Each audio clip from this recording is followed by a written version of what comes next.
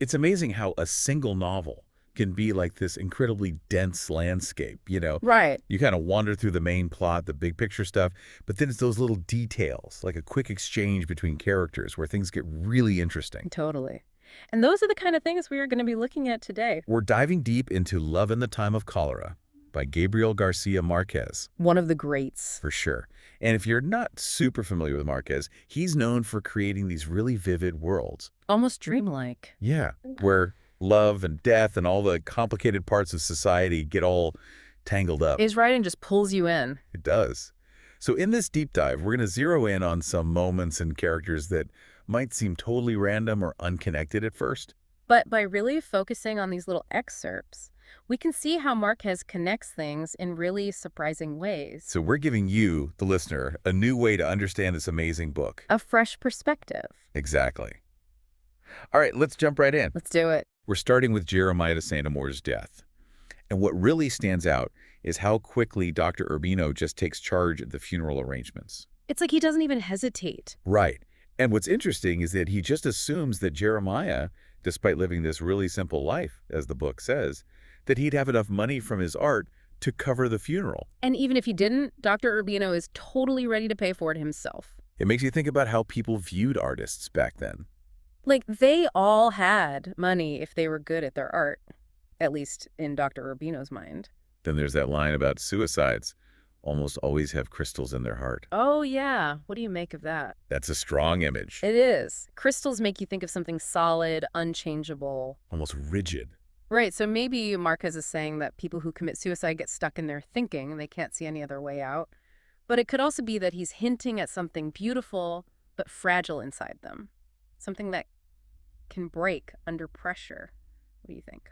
It definitely makes you think. And then we see Dr. Urbino with the inspector. And even though it's a really short interaction, it says a lot about the social hierarchy, don't you think? Definitely. He talks to the inspector like he's giving orders. And he just expects the inspector to go along with bending the rules. And promises to chat with the mayor later, no big deal. It shows you who holds the power in that society. For sure. So we go from this somber scene to a totally different vibe. This city is going all out for the Pentecost liturgy. It's all about life and celebration. It's such a shift, yeah.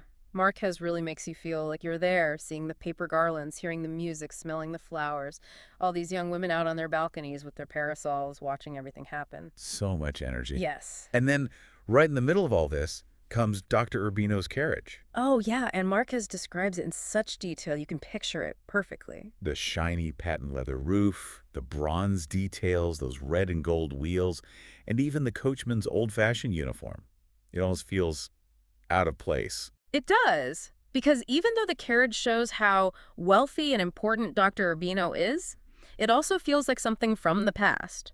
Like, while other families let their coachman wear a simple, clean shirt, Dr. Urbino insists on that velvet livery and top hat. Even in that heat. I know, right?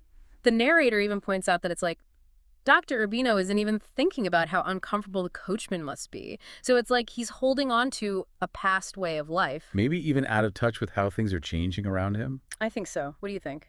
I think you're spot on. Okay, let's move on to another kind of chaotic scene. Yeah.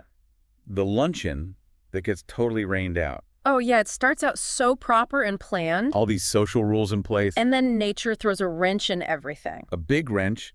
First people arrive, and they have to deal with this muddy patio. And then the skies open up. And suddenly, the seating chart goes out the window. Everyone's crammed inside, mixing in ways they normally wouldn't. The narrator calls it obligatory promiscuity. Such a great phrase. Like, for that one afternoon, all the rules are broken. But even in all that chaos, you've got Aminta de Olivella, the hostess, running around like crazy. Trying to hold everything together. Right, with this invincible smile that she apparently learned from her husband. It makes you think about how much pressure women faced back then to keep everything looking perfect no matter what. Oh yeah, even when everything's falling apart around them. So who ends up at that important table of honor? Well, Dr. Urbino is right in the middle, obviously. As always. And the archbishop is to his right, And where's Fermina Daza? right next to her husband, of course. Even with all the chaos, their social standing is clear. It is. And then you have the guests all dressed up in gowns and jewels, and the men in dinner jackets or even frock coats. For a country luncheon, It's crazy. It is. And Dr. Urbino is one of the few wearing his normal clothes. Like, he's above it all. Doesn't need to impress anyone. Exactly. And they even have a French menu. It's like they're trying so hard to be fancy, even though everything's a mess. Marquez really plays up that contrast, Mm-hmm. showing how absurd their rituals can be. He does. Let's go back to the conversation after Jeremiah's death for a minute. Dr. Urbino's student says something that really gets to him. About how sad it is when someone doesn't commit suicide for love. Yeah, and Dr. Urbino clearly agrees because he adds, and worse yet, with gold cyanide. It's like, at first, he was bitter about Jeremiah's death. Maybe because of the circumstances. Right, but now he's starting to feel compassion. It shows a different side of him. For sure. And then he talks to the Archbishop about Jeremiah, emphasizing all his good qualities. His dedication to his students, his intelligence, how simply he lived. And the Archbishop is totally scandalized by the idea of a suicide being saintly. Shows the clash between social and religious rules, and maybe just plain human compassion. It's a good point. Do you think Dr. Urbino is starting to question those rules himself? It seems like it. He even talks to the mayor about preserving Jeremiah's photographs. Saying it's a way to remember a whole generation. He even feels like he's making up for his initial reaction to Jeremiah by doing this. Like a way to show loyalty. Yeah, and then Fermina asks him to go to the funeral. It's like she knows he needs to be there. It's really interesting how Marquez shows all those layers of emotion and obligation. For sure. Okay, after the funeral, we see Dr. Urbino going back to his routine. It's so normal, almost boring. Exactly. Fermina's tidying up.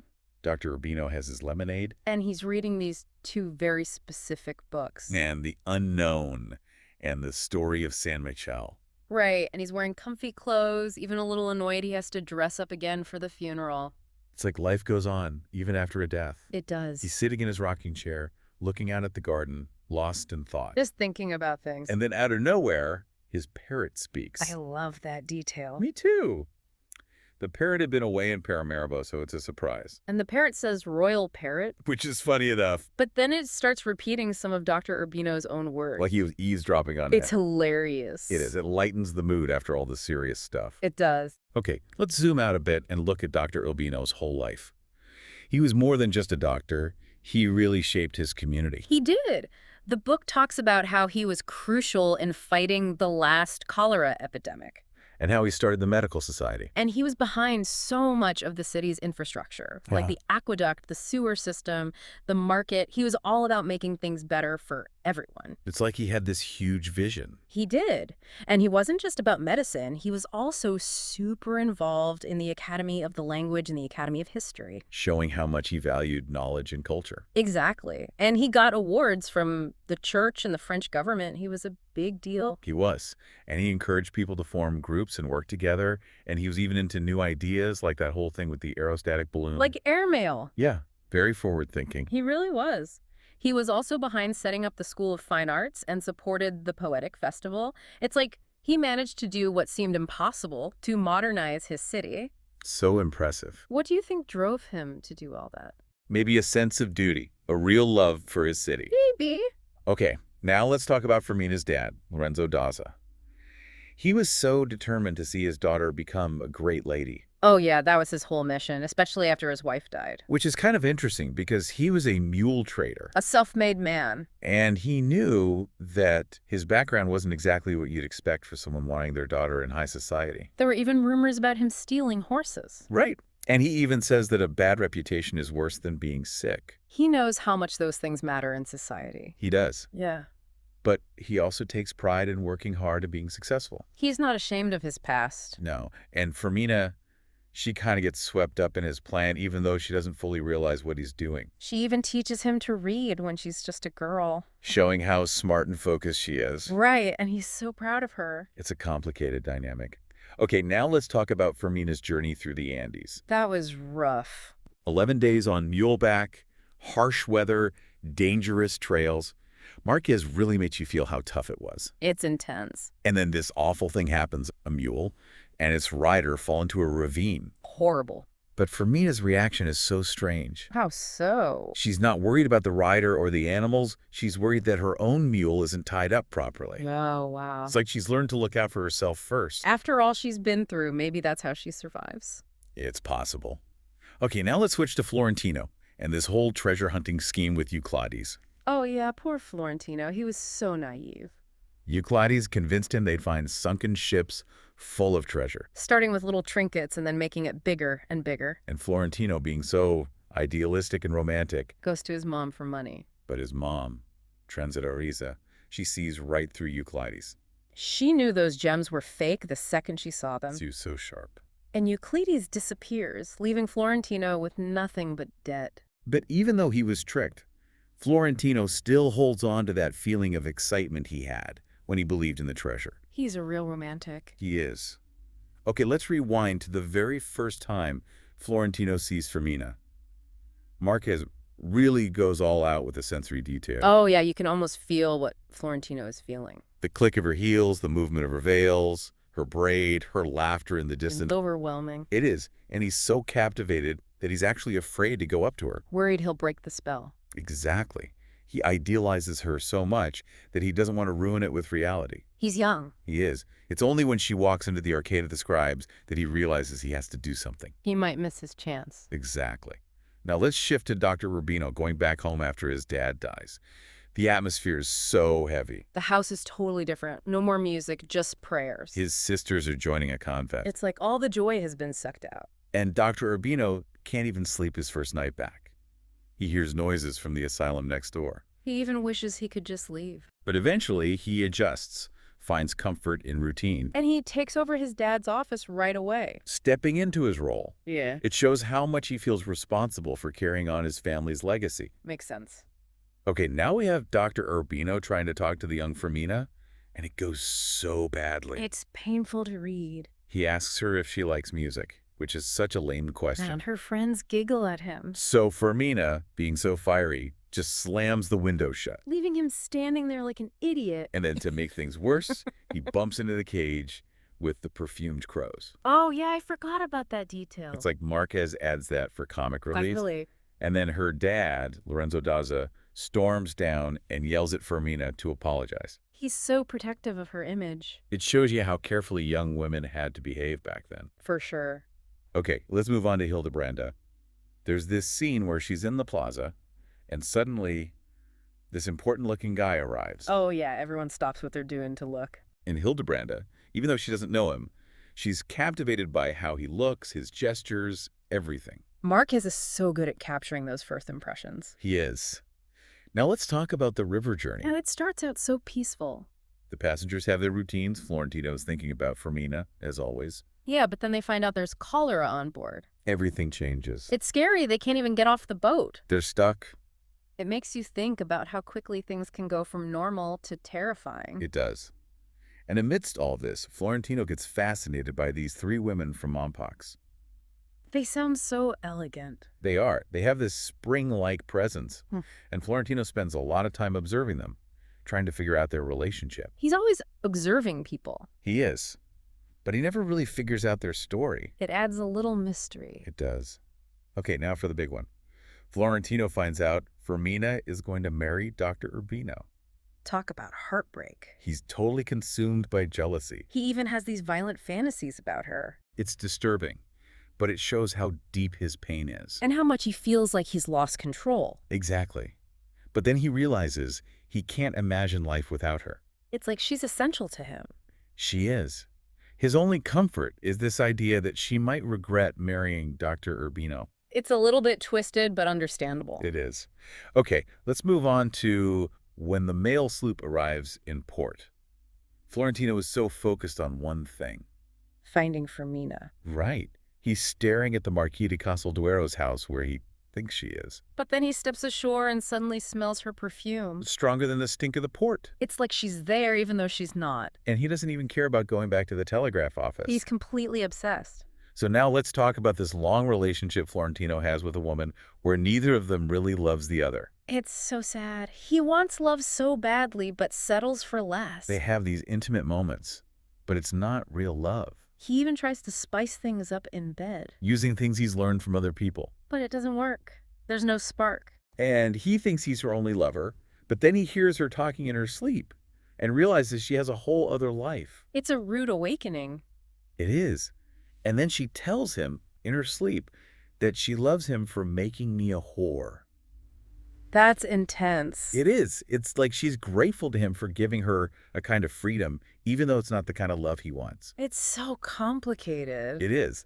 And this affair ends, but it doesn't change anything for Florentino. He just keeps having these short relationships with other women. It's a pattern. He gets really good at finding women, and they see him as this lonely guy who needs love. Which is kind of true. It is. And he keeps these notebooks where he writes down every woman he's been with. Women, that's the title. And by the time Fermina is a widow, he's filled 25 notebooks. Over 600 women.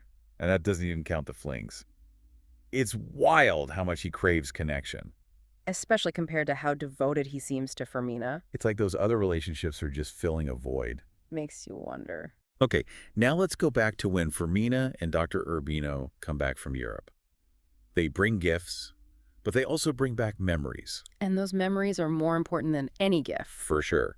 They saw the Tales of Hoffmann. They were in Venice when there was a fire. They even saw Oscar Wilde. Those are experiences they'll never forget. But Dr. Urbino has one memory that he really wishes he could have shared with Fermina. About seeing Victor Hugo in Paris. Yeah. He really admired Hugo, and he was so close to meeting him, but just missed him. It's like a little piece of himself he couldn't share. It is. It reminds you that even in the closest relationships, people have their own private experiences. It's true. Okay, now let's talk about Florentino's family history. He was an illegitimate child, and that really affected his life. It did. He was labeled as the natural son of an unwed natural daughter right on his baptismal certificate. So that meant he couldn't do certain things, like join the seminary. Society had rules. It did. But the funny thing is, that same status kept him out of the army. Which probably saved his life. It probably did. It's like his background both limited him and protected him. And he was already hanging around the river company offices back then. Showing his ambition. Okay, so he buys his dad's old house and renovates it. That was a big deal for him. He's making a statement. It's like he's reclaiming his family history, making it his own. He plants a rose garden, keeps the notion shop. Holding on to the past. But his new bedroom is super simple. Like a monk's room. It's that contrast again, the old and the new. It's interesting. It is. Now for a fun story. Florentino meets a girl during Carnival. It's like a brief escape from all the Fermina drama. He feels young again. And they decide to go to the lighthouse to watch the sunrise. But they end up delaying it. And that might have saved his life. The narrator hints that something bad was going to happen. It's like fate stepped in. It is. So Florentino becomes successful at the river company, but he realizes something important. That success doesn't solve all your problems. Exactly. That's so true. And then Leona Cassiani, who works for the company's charity, gives him a memo about the general section. And she's so smart. She points out how it's become this dumping ground for all the little problems no one wants to deal with. And she has a solution to fix it. She's amazing. She is. And it's funny how Uncle Leo, the head of the company, doesn't even know who she is. It shows how much talent can be hidden in a big organization. Okay, now there's this awkward moment when Florentino and Dr. Urbino are both in Uncle Leo's office. It's like they can't escape each other. They've seen each other around town, but this is different. They're in this small space with all this history between them. In the unspoken connection to Fermina, you can feel the tension. Totally. Okay, after the theater one night, Florentino meets a woman who invites him back to her place to look at photo albums. Sounds innocent enough. But then he sees the bedroom doors open, and there's this big fancy bed. Uh-oh. And then she closes the door, and he sees that she's about to cry. What does he do? He gives her advice, like a father figure. That's surprising. It is. It shows he's capable of real empathy. Not just focused on getting what he wants. Right. Okay, now Dr. Urbino is dealing with problems at home, mainly his mother. She's not doing well after her husband dies. She's bitter, blames her husband for sacrificing himself for others. It's sad. It is. And Dr. Urbino seems to rely on Fermina to handle everything. She's the practical one. She is. But outwardly, their marriage seems perfect. But the image of a happy couple. But the narrator talks about this subterranean hostility they face for being different. It's like they can't win. They can't. Oh. But Fermina has this amazing way of looking at things. She says public life is about overcoming fear, and married life is about overcoming boredom. And she points out how fear of the unknown drives so much of what people do. She's so perceptive. She is, and she talks about how her feelings about a city are shaped by her experiences there. Like Paris, she thought it was gloomy because of what happened there. It shows how subjective our experiences are. Okay, now there's this story about a jealous husband who kills his wife. Awful. And this story makes Florentino terrified of his letters. The ones he's written to all the women he's been with. Yeah, he's not worried about getting in trouble. He's worried that Fermina will find out. That's his biggest fear. It shows where his priorities are. Definitely. Okay, now Florentino's mom, Transito Ariza, dies, but in a very eccentric way. She gives away all her money to kids. She does. And Florentino pays for the funeral himself and is the only one there. It's like he's showing his loyalty, even though their relationship was complicated. It's a powerful moment. It is. Okay, after Florentino takes over the river company, his life becomes very routine. It's like he's living the life he was afraid of. But then one day, he suddenly realizes how much time has passed. He sees swallows on the electric wires and remembers his mom's death, Olympia Zuletta's murder, and Fermina's letter. It hits him hard. He's been ignoring how he's getting older. It's like a wake-up call. It is. And his mom, when she was sick with cholera, thought she was in love. That's so Marquez, blending those intense feelings together. And Florentino just shrugs off his own health problems. If they're nothing. He's so focused on Fermina that everything else seems unimportant. It's true. Okay, now there's a reception for an important person, and Fermina and Florentino have this brief encounter. She barely acknowledges him. But he convinces himself that she's hiding her true feelings. He's so hopeful. It's almost delusional. It is. Now, Fermina knows all about her husband's routines, Including when he's in the mood for intimacy. but she's too proud to spy on him. She has her limits. She does. Meanwhile, Dr. Urbino's affair is getting risky. He keeps making promises he doesn't keep. He wants to be with his lover, but he's also scared of losing everything. He's stuck. He is. And he escapes into fantasies during his siestas. But his body is reminding him that he's not young anymore. Time catches up to everyone. Okay, now, Fermina goes back to her hometown, and she barely recognizes it. Everything has changed. She remembers her Aunt Escolastica, thinks about a young Florentino. And she can't even find her old house. It's a pigsty now. It's a powerful symbol of how much time changes things. It is. Okay, so Fermina visits Hildebranda, and she's shocked by how old Hildebranda looks. It's like looking in a mirror. She realizes she's getting older, too. It's a reality check. It is. But Hildebranda is still the same person inside. That's what matters. Exactly. Now, Florentino sees this old couple, and it makes him afraid of becoming dependent on others. He doesn't want to be a burden. So he decides that if he ever reaches that point, he'll give up on Fermina. That's a big decision. It is. And he goes for a walk with Leona Cassiani, but he's still hiding his love for Fermina. It's his constant struggle. It is. And at the end of the walk, he asks Leona if he can come in for brandy, and she says yes. Finally. It's a turning point in their relationship. For sure. Okay, now we have Dr. Edone, this traveling dentist. He sounds terrifying. He is. He tells Florentino he needs to have all his teeth pulled. Yikes. But Florentino is surprisingly okay with it. He just wants the pain to stop. He does. And he remembers this magician who pretended to pull teeth as a kid. It's like he's not afraid of the pain. Maybe he's used to it. Maybe. Okay, now Uncle Leo orders renovations to Florentino's office, and Florentino's confused. What's go on? He doesn't know if it's a good thing or a bad thing. It's a mystery. But the truth is that Uncle Leo is worried about Florentino's reputation. All those women. Yeah, and Uncle Leo wants Florentino to be his successor, but he thinks Florentino's lifestyle will hurt the company. So he's trying to make Florentino seem more respectable. It's kind of funny. It is. Okay, now Uncle Leo has his big farewell party, and he's still sad about two things. He never got to be held by the Liberator, and he hasn't found the right person to take over the company. And he ends the party by singing Addio alla vita from Tosca. That's dramatic. It is. And Florentino sees this and realizes he needs to stay alive and healthy for when he can finally be with Fermina. He's not giving up. He's not. Now, he remembers some of the other widows he's loved. I like Sarah Noriega, who went crazy. It's a reminder of how fragile life is. And how love can be both beautiful and painful. But now that Florentino's running the river company, he realizes he doesn't need to replace Fermina. She's the only one for him. She is. Okay, now the church bells are ringing, and Florentino doesn't know why. America Vicuña thinks it's for Pentecost. But Florentino's not so sure. And then refugees arrive and say Jeremiah de Santa Moura is dead. But Florentino knows those bells aren't for Jeremiah. He wasn't religious, he was an anarchist, and he killed himself. Society wouldn't mourn him that way. It's sad but true. It is. Okay, now let's talk about Fermina. She still thinks about Florentino sometimes. Even after all this time. She can't forget him completely. And she hears rumors about him. About him never marrying and his unusual habits. But she doesn't really believe them. But she's surprised by how successful he's become. He's a mystery to her. He is. Now, after Dr. Urbino dies, Florentino writes Fermina another letter. And he's careful not to mention the past. He's starting fresh. And he writes this long, philosophical,